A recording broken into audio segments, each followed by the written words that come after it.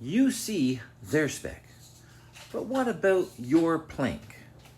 A brand new 14-day reset based on Matthew chapter 7, verses 3 to 5. And this is the hard-hitting intro.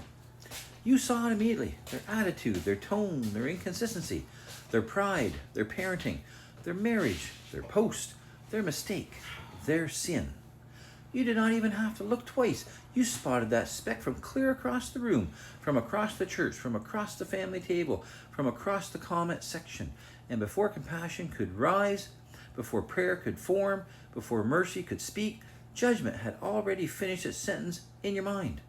But Jesus stops you cold and asks, why do you look at the speck in your brother's eye and pay no attention to the plank in your own? This is not a soft question. This is not a gentle suggestion. This is a holy interruption. Because the truth is, sometimes the reason we stay busy inspecting everyone else is because we do not want God examining us. It is easier to analyze their compromise than confess our own bitterness. Easier to talk about their pride than surrender our need to feel superior.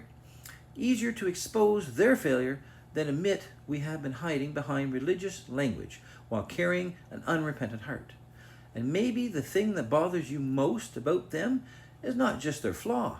Maybe it is the mirror. Maybe God is trying to show you that while you were focused on the tiny thing in their eye, you have been walking around spiritually blind by a whole plank lodged in your own. A plank of resentment, a plank of criticism, a plank of self-righteousness, a plank of hypocrisy, a plank of at least I'm not like them. And Jesus says, first, take the plank out of your own eye, not because truth does not matter, not because sin should be ignored, and not because we are never called to help one another, but because you cannot heal people clearly while pride is distorting your vision. You cannot correct gently when your heart is hard. You cannot remove someone's speck with hands that are still clutching your own plank. This reset is not for those judgmental people out there. It is for me. It is for you. It is for every person who has ever been more passionate about exposing someone else than being transformed themselves. Over the next 14 days, we are not asking God to help us win arguments.